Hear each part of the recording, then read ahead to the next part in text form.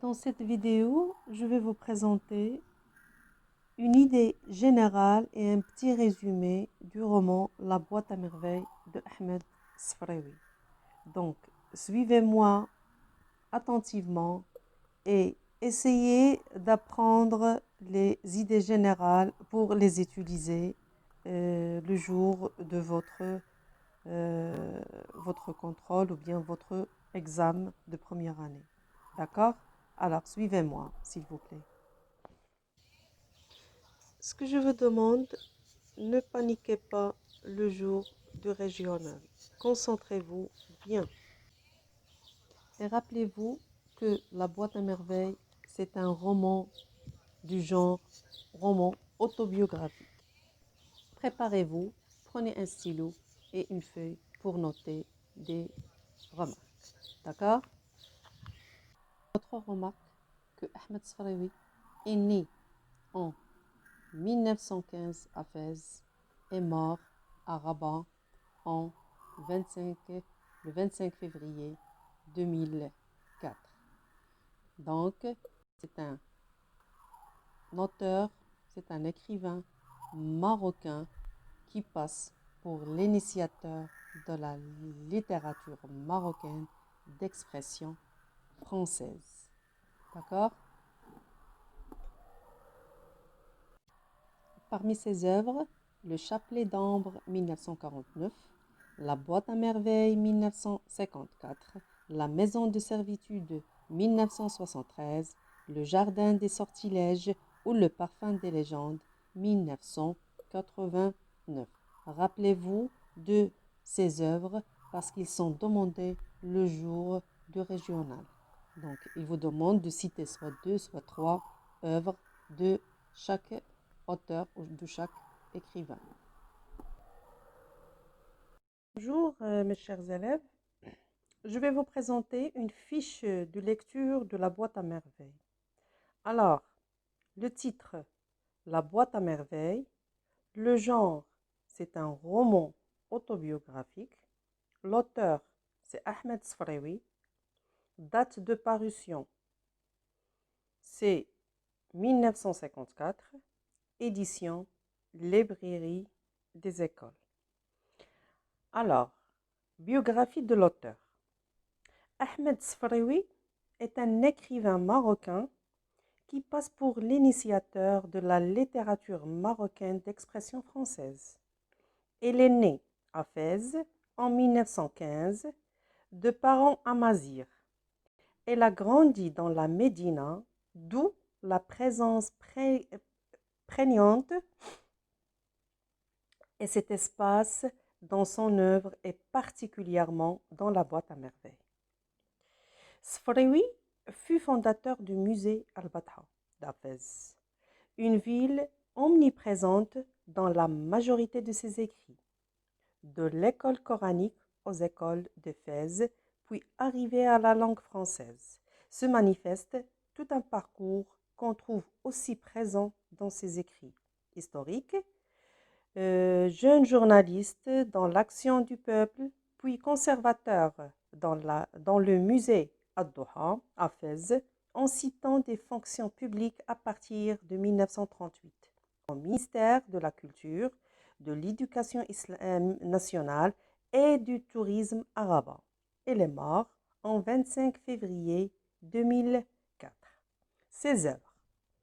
Le Chapelet d'ambre 1949, La boîte à merveilles 1954, La maison de servitude 1973, Le jardin des sortilèges ou Le parfum des légendes 1989. Maintenant, passons au schéma narratif. L'état initial. L'auteur, c'est le narrateur, c'est le personnage qui vit avec ses parents. Rien ne perturbe sa vie. heureuse. Cette phase occupe une place importante dans le récit, chapitre 1 jusqu'à chapitre 8. L'ampleur de cette étape traduit la félicité dans laquelle baigne le petit enfant. D'ailleurs, il est plongé dans un monde merveilleux. Élément perturbateur, ce qui trouble cette félicité, c'est la ruine du père qui a perdu son capital. L'argent qu'il portait sur lui est tombé quelque part dans un souk.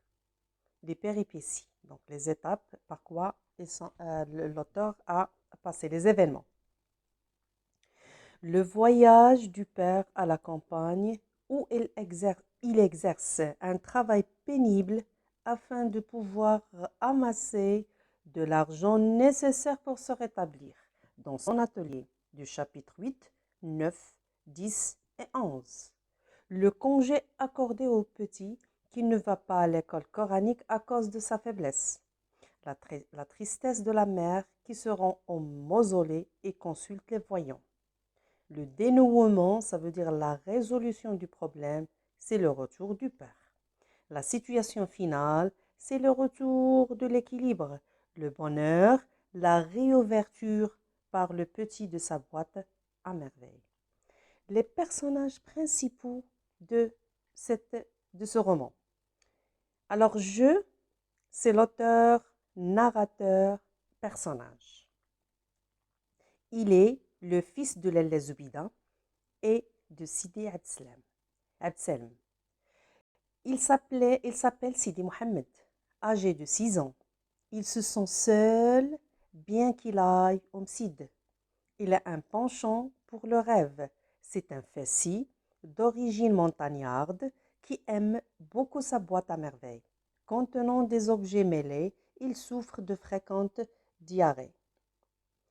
Alors, la boîte à merveilles, c'est le véritable ami du narrateur. Il contenait des boules de verre, des anneaux de cuivre, un minuscule cadenas sans clé, des clous à tête dorée, des encriers vides, des boutons décorés, des boutons sans décor, un cabochon. Ça veut dire bouchon en verre ou en cristal de forme arrondie, de verre à facettes offert par Rahma et une chaînette de cuivre rongée de verre de gris offerte par Lalla Zoubida et volée par le chat de Zineb. Lalla Zoubida, c'est la mère du narrateur, une femme qui prétend être la descendante du prophète et s'en vante, s'en flatte. Elle croit aux superstitions. Ses yeux reflètent une âme d'enfant. Elle a un teint d'ivoire, une bouche généreuse et un nez court. Il n'est pas coquette. Âgée de 22 ans, elle se comporte comme une femme vieille. Sidi Abdeslam, le père du narrateur, homme d'origine montagnarde, il s'installe à Fès avec sa famille après avoir quitté son village natal situé à une cinquantaine de kilomètres de la ville. Il exerce le métier de tisserand, fabricant de tissus. Et grâce à ce métier, il vit à l'aise, homme fort et de haute taille, un homme barbu que le fils trouve beau. Il a la quarantaine. La Chouefa, c'est une voyante, c'est la principale locataire de Dar Chouefa et on l'appelle Tante Kinza. Driss El Aoued, c'est un fabricant de charrues. Il est époux d'Orhma. Il a une fille âgée de 7 ans qui s'appelle Zineb. Fatima Bziouia, elle partage avec la famille du narrateur le 2e étage. Son mari Hellel est jardinier. Abdallah, il est épicier. Le narrateur lui attribue toutes les histoires merveilleuses qu'il a eu l'occasion d'entendre. Le frère du Msid, c'est le maître de l'école coranique. Il somnole pendant que les écoliers récitent les versets du Coran. Il distribue des coups de baguette au hasard. Il est un grand, maigre, à barbe noire, dont les yeux lançaient des flammes de colère et qui habitait rue Gioff. Lalla Aïcha, une ancienne voisine de Lalla Zoubida, c'est une chérifa qui a su rester digne malgré les déceptions du sort et dans la connaissance flatter l'orgueil de Lalla Zoubidan. Driss le Teigneux, fidèle serviteur de Sidi Abdeslam, il remplissait, ça veut dire remplissait les canettes et faisait les commissions. Moulay al-Arbi al-Alawi, c'est le mari de Lalla Aïcha. Il est babouchier, il est disputé avec son associé Abdelkader. Ce dernier nom content de ne pas restituer 80 rials prêtés par Moulay al-Arbi, prétend avoir versé la moitié du capital de l'affaire de Moulay al-Arbi en tranchant dans ce litige. Les experts se sont prononcés en faveur de Abdelkader. Abdelnabi, une mauvaise langue qui affirme avoir vu Abdallah entrer dans un vulgaire fantouk. Habib, il raconte avoir vu disparaître Abdallah dans une zaouia. Résumé général. Le narrateur adulte, miné par la solitude, commence son récit pour mieux comprendre sa solitude qui date depuis toujours. Il présente ensuite les locataires de Darchouafa, Lelleknza la voyante au rez-de-chaussée, Driss Oued, sa femme Rahma et leur fille Zineb au premier étage et Fatma al-Bziouia au deuxième étage. Il évoque le souvenir du bain mort et de sa boîte à merveilles où les objets qui s'y trouvent lui tiennent compagnie. Puis, il relate le souvenir d'une dispute entre sa mère et Rahma. En revenant du Msid, le narrateur trouve sa mère souffrante. Aïcha, son amie, vient lui rendre visite et réussit à la convaincre de se rendre visite à Sidi Bougaleb. À la fin de cette visite, Sidi Mohammed est griffé par un chat. Fatigué, le petit enfant ne va pas au Msid et ne décrit les matinées à la maison tout en évoquant l'origine de ses parents et le souvenir de Driss le Teigneux, l'apprenti de son père. Le narrateur raconte sa journée au Msid. Le soir, remarquant que Fatima Bziouia s'éclaire avec une lampe à pétrole, Lalla Zoubida insiste pour que son mari lui en achète une, ce qui est fait le lendemain. Ensuite, il évoque le souvenir de la disparition de Zineb et comment sa mère réussit à la retrouver à la maison des Idrissides. Rahma, en guise de louange à Dieu, prépare un repas pour les mendiants. Toutes les voisines y participent de bon cœur. Les premiers jours du printemps, Lalla Zoubida et son fils rendent visite à Lalla Aïcha. Sidi Mohammed profite de l'occasion pour jouer avec les enfants des voisins. Lalla Aïcha raconte ensuite à son ami les malheurs de son mari avec son associé Abdelkader. Le lendemain, la mère rapporte ce récit malheureux à son mari. Celui-ci va évoquer devant le petit Sidi Mohammed le souvenir d'Abdallah, l'épicier qui racontait des histoires. Un mercredi, le fqih explique à ses élèves ses projets pour Ashura. À la maison, Lalla Zoubida ne se fatigue pas à raconter les malheurs de Lalla Aïcha à Fatima, puis à Rahma, leur faisant promettre de garder le secret. Ensuite, le narrateur relate le souvenir de la mort de Sidi Mohammed ben Tahar. Ayant assisté à la scène, le petit enfant fait un cauchemar la nuit. Pendant les préparatifs pour Ashura au Msid, le fqih organise le travail et forme des équipes. Le petit Sidi Mohammed est nommé chef des frotteurs. Le matin suivant, il accompagne sa mère à la Kissaria pour acheter un nouveau gilet. De retour chez lui, Sidi Mohammed se dispute avec Zineb. Sa mère se met en colère, triste et pris de faim. Le petit enfant plonge dans ses rêveries. Le narrateur nous rapporte ensuite l'histoire de Lalla Khadija et son mari l'oncle Uthman, racontée aux voisines par Rahma. La veille de l'Achoura, les femmes s'achètent des tambours et Sidi Mohamed une trompette. Il participe au Msid, aux préparatifs de la fête. Le lendemain, il accompagne son père chez le coiffeur où il écoute sans intérêt les conversations des adultes. Le jour de l'Achoura, le petit enfant se réveille tôt et met ses vêtements neufs avant d'aller au Msid célébrer cette journée exceptionnelle. Après le repas, l'Aïcha vient rendre visite à la famille du narrateur. Après l'Achoura, la vie retrouve sa monotonie. Mais, avec les premiers jours de chaleur, la mère déclare la guerre aux punaises. Un jour, le père du narrateur décide d'emmener sa femme et son fils au souk des bijoux pour acheter des bracelets. Accompagnée de Fatima el-Bziwiya, la famille du narrateur arrive au souk des bijoutiers, mais le père se trouve le visage tout en sang après une bagarre avec un courtier. Les Zoubida, superstitieuse, ne veut plus ses bracelets. Il pense qu'elle porte malheur. La femme raconte à l'Aïcha la mésaventure du souk. Sidi Mohamed tombe malade. Le père a perdu tout son capital.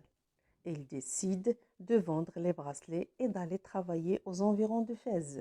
Sidi Mohamed souffre toujours de fièvre. Le départ du père est vu comme un grand drame.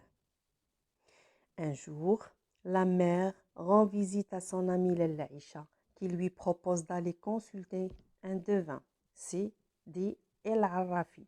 Le narrateur évoque le souvenir du voyant Sidi el-Arrafi.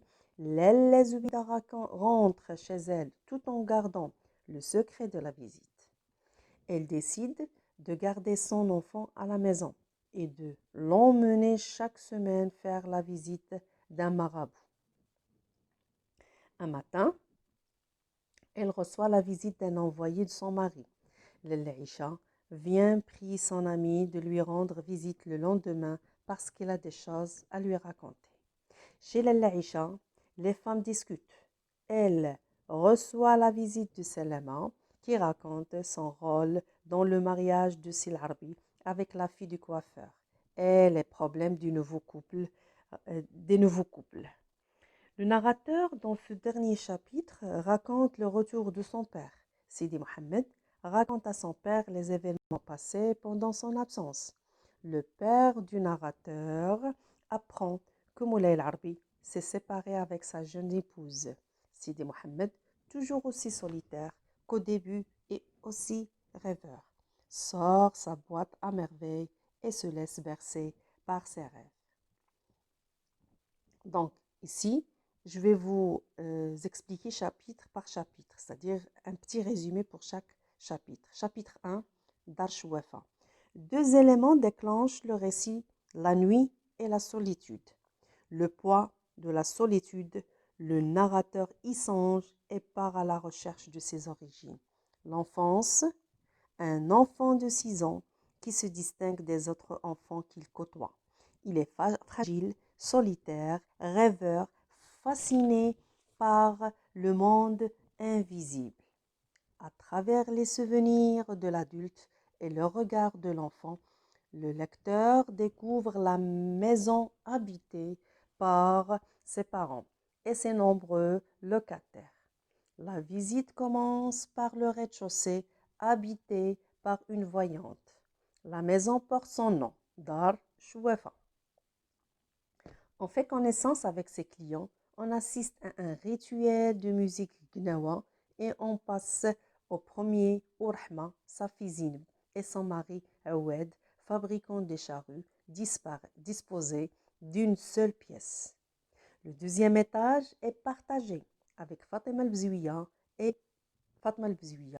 L'enfant, lui, habite un univers de fables et de mystères, nourri par les récits de Abdallah, l'épicier, et le discours de son père sur l'au-delà. L'enfant de 6 ans accompagne sa mère au bain mort. Il s'ennuie au milieu des femmes. Cet espace de vapeur, de rumeurs et d'agitation était pour lui bel et bien l'enfer. Le chapitre se termine sur une querelle spectaculaire dont les acteurs sont la maman de l'enfant et sa voisine Rahma. Chapitre 2. Visite d'un sanctuaire. Omsid, école coranique, l'enfant découvre l'hostilité du monde et la fragilité de son petit corps. Le regard du fqih et les coups de sa baguette de cognacier étaient source de cauchemars et de souffrances. À son retour, il trouve sa mère souffrante. La visite que Lalla, Aïcha, une ancienne voisine, rend ce mardi à Lalla Zubida, la mère de l'enfant,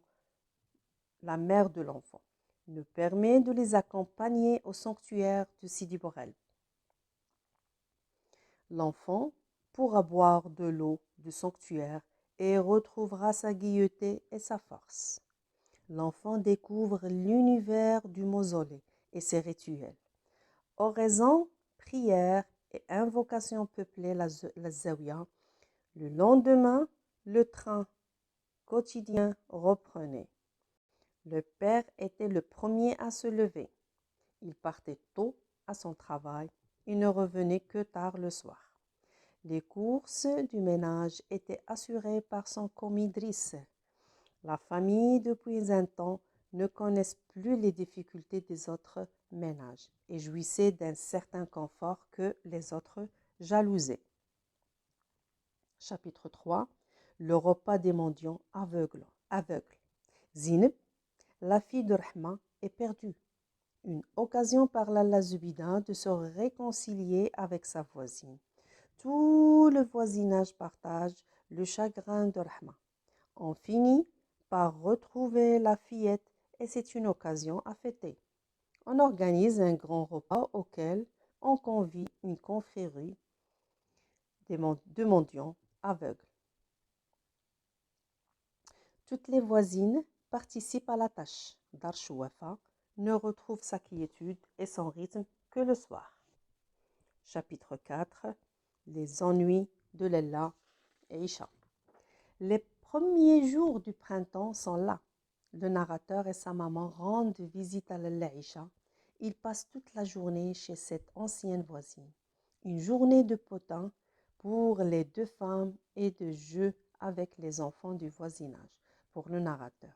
Le soir, Lalla Zubida fait part à son mari des ennuis du mari de Lalla Isha, Moulay El-Harbi, avec son ouvrier et associé Abdelkader. Ce dernier avait renié ses dettes et même plus avait prétendu avoir versé la moitié du capital de l'affaire. Les juges s'étaient prononcés en faveur de Abdelkader. L'enfant, lui, était ailleurs, dans son propre univers, quand ce n'est pas sa boîte et ses objets magiques.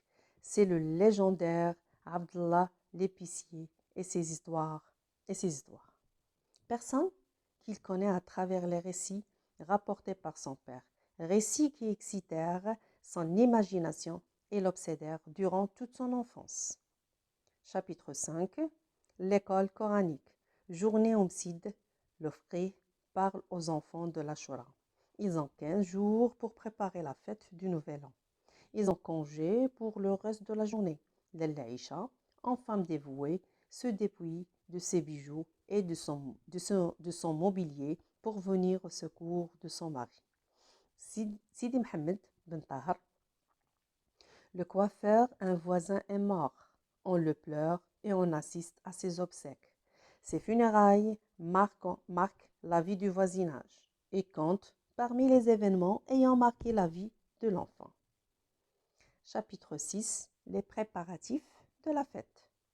Les préparatifs de la fête vont bon train en Omsid. Les enfants constituent des équipes, les murs sont blanchis à la chaux et le sol frotté à grand eau. L'enfant accompagne sa mère à la Kisaria. La fête approchait, il fallait songer à ses habits pour l'occasion. Il portera un gilet, une chemise et des babouches neuves. De retour à la maison, Rahma insiste pour voir les achats faits à la Kisaria. Le narrateur est fasciné par son récit des mésaventures de Si'tman, un voisin âgé époux de Lalla Khadija, plus jeune que lui. Chapitre 7. La fête de l'Achoura. La fête est pour bientôt, encore 2 jours. Les femmes de la maison ont toutes acheté des tambourins de toutes formes. L'enfant, lui, a droit à une trompette. L'essai des instruments couvre l'espace d'un bourdonnement sourd. Omsid, ce sont les dernières touches avant le grand jour. Les enfants finissent de préparer des lustres. Le lendemain, l'enfant accompagne son père en ville. Ils font le tour des marchands de jouets et ne marqueront pas de passer chez le coiffeur. Chose peu appréciée par l'enfant. Il est là à assister à une saignée et à s'ennuyer. Des récits de Barbier.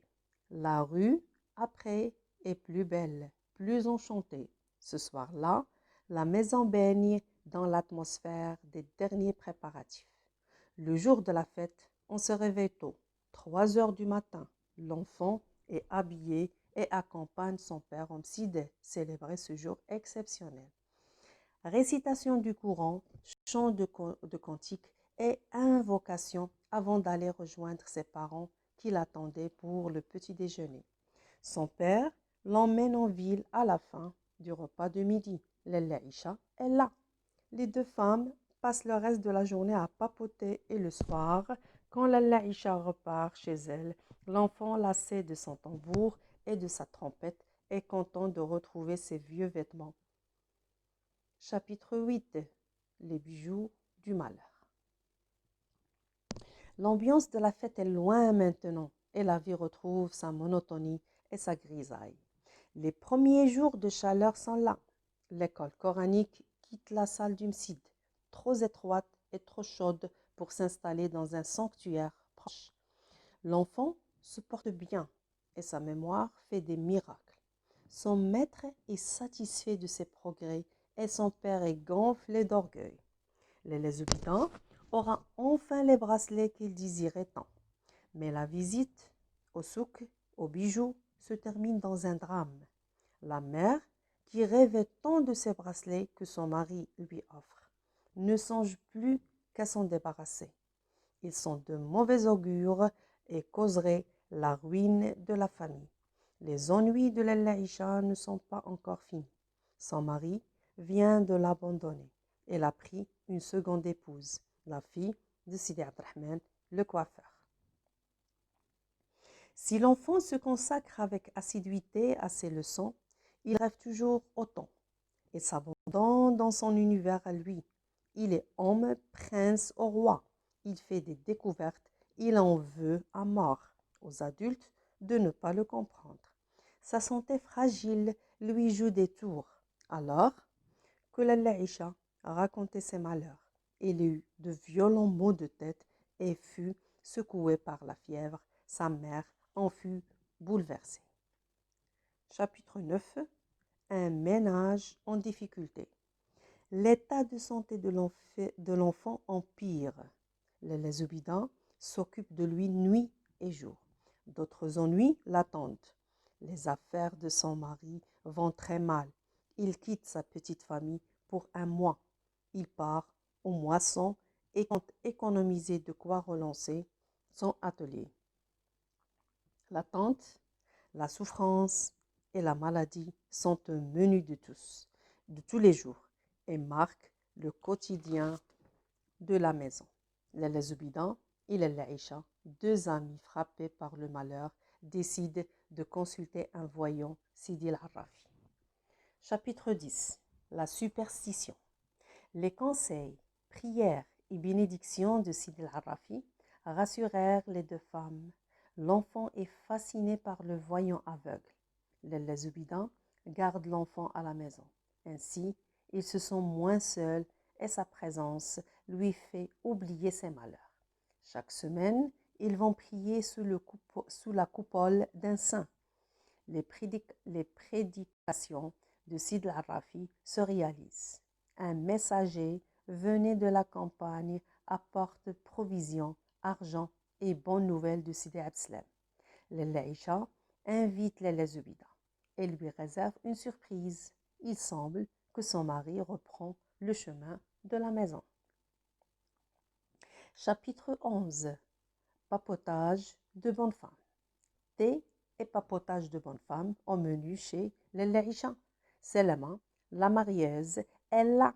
Elle demande pardon aux deux amis pour le mal qu'elle leur a fait. Elle avait arrangé le mariage de Moulay El-Arbi. Elle explique que ce dernier voulait avoir des enfants. Elle apporte de bonnes nouvelles. Plus rien ne va entre Moulay El-Arbi et sa femme épouse, sa jeune épouse. Et le divorce est pour bientôt. Zhor, une voisine, vient prendre part à la conversation. Elle rapporte une scène de ménage, le flot des potins et des médisances n'en fin pas et l'enfant, lui, qui ne comprenait pas le sens de tous les mots et entraîné par la seule musique des syllabes. Chapitre 12. Un conte de fées a toujours une chute heureuse. La grande nouvelle est rapportée par Zineb. M'Alem Abdeslam est de retour. Toute la maison est agitée. Des youyous éclatent sur la terrasse. Les voisines font des vœux.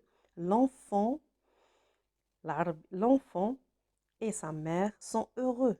Driss est arrivé à temps, annoncer que le divorce entre Moulay El-Arbi et la fille du coiffeur a été prononcé. La conversation d'Idriss El-Oued et Moulay Abdeslam, ponctuée de verres de thé, écrase l'enfant. Il est pris de fatigue, mais ne veut point dormir. Il se sent triste et seul. Il tire sa boîte à merveilles de dessous de son lit. Les figures de ses rêves l'y attendent. Donc ici, si vous voulez qu'on parle des thèmes qui sont dominants dans la boîte à merveilles, c'est la solidarité. Premièrement, solidarité. À travers la boîte à merveilles, Ahmed Sfraoui s'adonne à critiquer la société marocaine à l'époque en s'appuyant sur plusieurs thèmes, parmi lesquels on cite la solidarité. Dans l'œuvre, la solidarité apparaît sous différents aspects. On la constate d'abord lors de la disparition de Zineb à travers la réaction des voisines envers Rahma. Toutes les femmes entouraient Rahma, la malheureuse. Des femmes inconnues traversèrent les terrasses pour venir prendre part à la douleur de Rahma et l'exhorter à la patience. Page 46. Ils essayèrent à tout prix de lui montrer leur compassion, même en pleurant. Nous la consolâmes de notre mieux. Nous ne pouvions que pleurer, offrir notre compassion à la malheureuse mère. Page 49. Sans oublier que même Zubida, qui s'est disputé avec Rahma quelques jours auparavant, n'a pas hésité à se joindre au groupe des pleureuses. Et sera même celle qui retrouvera Zineb. Ma mère oublia que Rahma n'était qu'une pouilleuse, une mendiante d'entre les mendiantes. Tout ému, il se précipita au premier étage en criant « Ma sœur, ma pauvre sœur, est-il arrivé? Nous pouvons peut-être te venir en aide. Tu nous déchires le cœur. » Ma mère pleurait. J'avais le cœur gros. Page 45, 46, 49. On retrouvera cette solidarité également après la retrouvaille de Zineb à travers la contribution des voisines aux préparatifs du déjeuner prévu pour les mendiants, ainsi qu'à travers l'entraide entre les différentes classes sociales représentées par cette œuvre de charité. Toutes les femmes de la maison lui prêtèrent concours. La Leknza, la Chouefa aidée de Thomas, lavèrent le rez-de-chaussée à grand eau, étendirent par terre des nattes et des tapis usés. Fatma el-Bzouia, Rahma et ma mère s'agitaient autour des marmites et des couscoussiers. L'une d'elles les ravitaillait en eau, l'autre épluchait les légumes et la troisième tournait les sauces. Rahma, pour remercier Dieu de lui avoir rendu sa fille, organisa un repas pour les pauvres. Page 51, 52, 53. Et enfin, on la rencontrera entre Lalla Zubida et Lalla Isha, ainsi qu'entre les autres voisines et ces dernières lors de l'absence de leur mari. La solitude, donc le thème cité dans ce roman, c'est la solidarité et aussi la solitude. Le premier chapitre de la boîte à merveilles s'attarde longuement sur le thème de la solitude, qui caractérise Sidi Mohammed en tant que narrateur. Cela dit, le mot revient souvent au début de l'œuvre. Je songe à ma solitude. Ma solitude ne date pas d'hier. J'étais seule. Je n'avais aucun point de repère qui me permit d'appeler mon existence. Solitude au malheur. Au sens large du terme, Sidi Mohammed est réellement un enfant seul. Car d'abord, c'est un enfant unique, le premier et le seul de sa famille. Il est toujours accompagné de sa mère qui ne manque de le traiter des noms les plus dégradants, tels que tête de mule, âne à face de goudron, chien galeux, juif sans dignité, ce qui l'éloigne des marques de tendresse et d'affection qu'une mère est supposée avoir pour son enfant unique, et alourdit ainsi le poids de sa solitude. L'univers strictement adulte et à dominante féminine est également impliqué. Au bain mort, dans une atmosphère d'indécence et de nudité féminine. Il s'écrie: je me sentais plus seul que jamais. Il se sent seul, homicide, parmi ses petits camarades qu'il n'apprécie pas, parce qu'ils sont de mondes différents du sien. Lui, il aime le rêve, eux, la réalité. Le visible, en attendant d'avoir 10 ans, j'étais seul au milieu d'un grouillement de têtes rasées, de nez humides, dans un vertige de versets sacrés. Il est seul tout au long de l'œuvre. Les rares fois où il a eu l'occasion de jouer avec des filles, ça se terminait souvent très mal. Zineb, son unique voisine d'à peu près le même âge que lui, la tient responsable de ses malheurs, la méprise et ne cesse de se bagarrer avec elle. Elle s'appelait Zineb et je ne l'aimais pas. Une fille aussi bête que Zineb ne peut rien trouver d'amusant dans sa pauvre cervelle. Cela m'est égal quand on ne retrouve pas Zineb. Donc, il se sentait seul à Dar Chouafa aussi. Sa solitude s'accentue encore plus avec le départ de son père. Sa mère le déplace de maison en mausolée et de mausolée chez le voyant. Il lui arrive même de le laisser seul, ce qui contribue à creuser sa solitude déjà profonde. Après déjeuner, ma mère me recommanda d'être bien sage, prit son haïk et partit rendre visite à l'Aïcha. Je me souviens encore des heures affreuses passées à l'attendre. Page 188. Le narrateur retient de son enfance ce sentiment de solitude, d'abandon et d'oubli. Il en est marqué pour le restant de sa vie. Ma mémoire était une cire fraîche et les moindres événements s'y gravaient en images ineffaçables. Il me resta cet album pour égayer ma solitude, pour me prouver à moi-même que je ne suis pas encore mort. Troisième thème, c'est la superstition. Superstition. Alors, comme la solitude, la superstition fait l'objet d'une grande part du roman. En effet, l'œuvre s'ouvre par une soirée de danse et de musique purement superstitieuse, organisée par une chouafa parmi les plus connues en ville. Cette soirée mensuelle, animée par les Gnawa, est rattachée au djinnoun. Il faisait le temps d'une nuit dans laquelle se mêlaient les sons des crotales et des gambris, les odeurs des benjoins et de sens, les youyous des femmes qui dansaient avec leurs robes aux couleurs flamboyantes. Ce rituel, si compliqué, avait l'air d'un rite de sorcellerie plus ou moins démoniaque.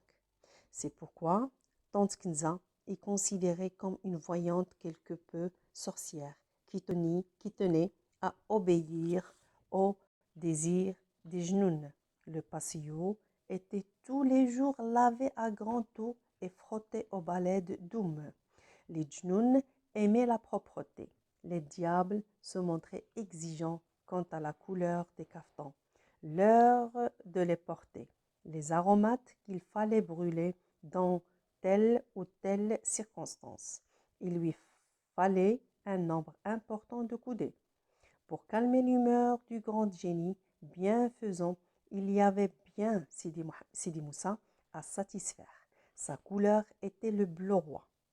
Le pèlerinage des sanctuaires, qui est une activité presque exclusivement féminine, est dû à cette croyance véhiculée de génération en génération à travers l'âge, qui s'est installée dans le corps et la pensée des femmes de l'époque, surtout les Lézubidas et les Laïcha, qui se montraient tout à fait délirantes face au cataflaque de Sidi Ali Bourel et qui reflète la structure mentale de toute une société.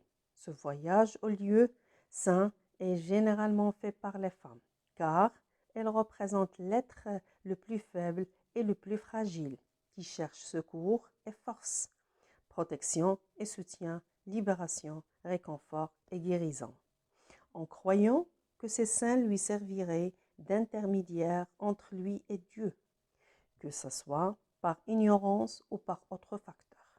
Bien qu'il avoue être incapable de prévoir l'avenir, Sid al-Arafi peut être exclu des personnages superstitieux du roman, puisqu'elle a recommandé à l'Alazubida de visiter les sanctuaires des saints.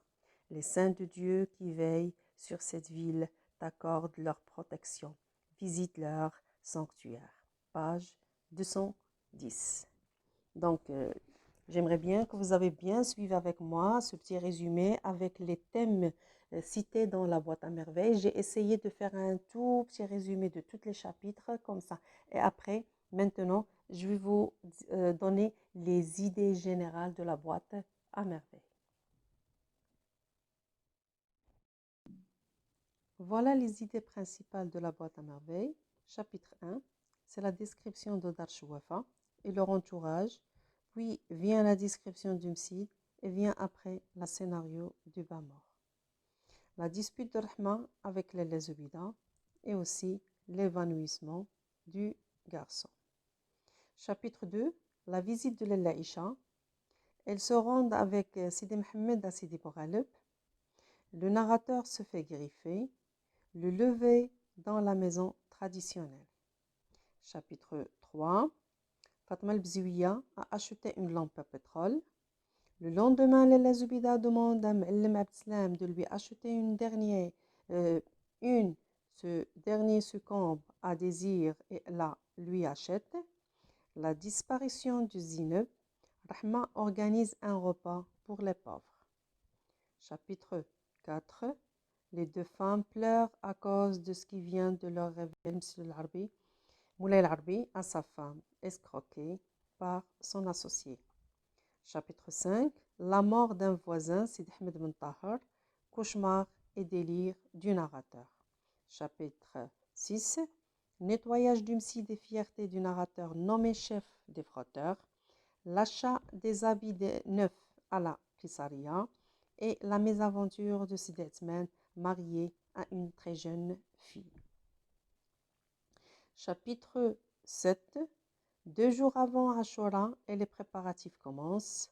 Le réveil tôt de garçon, coupe de cheveux et la douche nocturne, l'hérité psalmodie Omsid, la visite de l'Aïcha. Chapitre 8. Dépit du narrateur en raison de rire de ses parents d'une de ses réflexions. La querelle du père dont on a perdu la trace juste après un courtier. Cauchemar marquant de l'enfant. Crie et pleure après que le mari de l'Aïcha épouse une seconde femme, la fille du coiffeur. Chapitre 9. Le père a perdu son maigre capital, sa résolution de partir travailler comme moissonneur, le départ du père, Conséquence, c'est la détérioration, la solitude, vie double de l'enfant. Et aussi la visite chez Lalla Isha. Chapitre 10. Le narrateur, sa mère, Lalla Isha, se rendent chez le frère, Sidi El-Arrafi. Prémonition du frère, la mère décide de retenir l'enfant à la maison, visite d'un émissaire de la part du père et aussi visite de Lalla Isha qui réserve une surprise à son ami. Chapitre 11. Évolution de la relation entre Moulay El-Arbi et sa nouvelle épouse. Chapitre 12. Euphorie, considération sur le champ, retour du père, joie extrême, la visite courtoise de Driss El-Awwal. D'accord? Voilà des idées générales et après je vais vous donner des situations de passage. Toujours restant dans la boîte à merveilles, donc les idées principales. Donc, on va voir un petit tableau. Donc ici, le titre de l'œuvre, c'est la boîte à merveilles. Comme ce tableau, vous l'aurez dans le contrôle. Auteur, c'est Ahmed Sfraoui, 1915, c'est sa date de naissance. 2004, c'est sa date de décès. Le genre, c'est un roman autobiographique. S'il vous plaît, n'écrivez pas roman autobiographie, mais c'est un roman autobiographique. Date de parution, c'est 1954. Le siècle, c'est le XXe siècle. Ses œuvres, c'est le chapelet d'ambre, la maison de servitude, le jardin du sortilège. Apprenez ces 3 œuvres. Ce tableau doit être appris par cœur. Alors, registre ou bien tonalité. Donc, lyrique, ça veut dire, ici l'auteur, il exprime ses sentiments. C'est un roman qui est réaliste, c'est un genre réaliste. Les événements sont réels. Type narratif, descriptif. Narratif, on a utilisé le passé simple pour raconter. Descriptif, on a utilisé l'imparfait pour décrire. Les focalisations, c'est interne car il s'agit d'une autobiographie. Il y a utilisation du pronom personnel je. Et aussi, le narrateur, c'est le personnage, c'est l'auteur. Donc, rappelez-vous de ce tableau, s'il vous plaît. Apprenez-le aussi par cœur. Donc, les événements qui sont essentiels, chapitre par chapitre. Chapitre 1. La solitude de l'enfant et la dispute entre Zubida et Rahma. Chapitre 2. Après le Msid, Lalla Zubida reçoit la visite de Lalla Isha qui va les accompagner à Sidi Bourghalib. Chapitre 3. La disparition de Zineb et l'organisation d'une cérémonie pour célébrer son retour. Donc, vous devez apprendre ces événements de chaque chapitre. C'est ça qui marque la situation de passage de chaque chapitre. Chapitre 4. La visite de Lalla Isha et la dispute entre Moulay El-Arbi et son associé Abdelkader. Donc, ce qu'on a vu au début, c'était quand je vous ai dit le résumé général de la boîte à merveilles, les idées principales. Donc, c'était oral. Maintenant, je donne au moins des traces écrites de chaque idée générale. Chapitre 5. L'annonce des préparatifs à la fête d'Ashura, Msid, la mort de Ben Tahar, le coiffeur. Chapitre 6. Le nettoyage du Msid et fierté du narrateur nommé chef des frotteurs, l'achat des nouveaux vêtements et des jouets. D'accord? Ici, le narrateur, il était nommé le chef des frotteurs par le frère et aussi il est parti avec sa mère à la Qessaria pour acheter des nouveaux vêtements et des jouets. Chapitre 7. La célébration de la fête d'Ashura, le bonheur de Sidi Mohammed et la joie des femmes. Chapitre 8. Le combat entre le père du narrateur et le vendeur des bijoux et le remariage de Moulay El-Arbi. Chapitre 9. Le père a perdu son maigre capital. sa résolution de partir travailler comme moissonneur. Donc ici, le départ du père, la visite de l'Aïcha. Voilà les événements qui marquent le chapitre 9. Donc vous devez, s'il vous plaît, apprenez chaque événement de chaque chapitre. Chapitre 10. Consultation du Sid al-Arafi par les deux femmes avec l'enfant et l'envoi d'argent par le père. Chapitre 11. La dispute entre Moulay al-Arbi et sa nouvelle épouse. Et Selama raconte aux deux femmes l'évolution de la relation entre Moulay al-Arbi et sa nouvelle épouse. Chapitre 12. Le retour du père, le retour de Moulay al-Arbi à sa femme Aïcha et la réouverture de la boîte à merveille par Sidi Mohammed. Donc, ici, dans cette boîte à merveille, si vous voulez que on a 12 chapitres, ce qui marque le chapitre 1, c'est la description de la maison. Elle a pris le nom de Dar Chouafa. Pourquoi? Parce qu'il y a une femme, une voyante, la propriétaire de cette maison, qu'on a donné le nom. Donc ici, deux éléments qui déclenchent le récit, la nuit et la solitude. Le poids de la solitude, c'est le narrateur qui songe et part à la recherche de ses origines. L'enfance, un enfant de 6 ans qui se distingue des autres enfants qu'il côtoie. Il est fragile, solitaire, rêveur, fasciné par les mondes invisibles. Donc ici, on fait là un petit peu, on décrit le sentiment de petit enfant Sidi Mohammed, c'est la solitude. D'accord? Donc, essayez d'apprendre chaque événement de chaque chapitre. Comme ça facilite de savoir les situations de passage. Donc, s'il vous plaît, La boîte à merveilles, c'est un roman qui est très facile, qui est écrit par un écrivain marocain. Donc, il est écrit avec un style qui est très facile. Pourquoi? Parce que c'est un Marocain, donc il sait que le français pour les Marocains, c'est pas la langue maternelle, c'est une langue qui est secondaire. Donc, il a écrit avec un style qui est un peu facile. Donc, essayez de bien comprendre ici. Et comme je vous ai dit que les thèmes qui sont cités dans ce roman, c'est la solitude et aussi c'est la solidarité et la superstition. 3 thèmes, vous devez les savoir. Comme ça, si vous avez des questions, sur le texte de la boîte à merveilles, vous savez répondre. D'accord?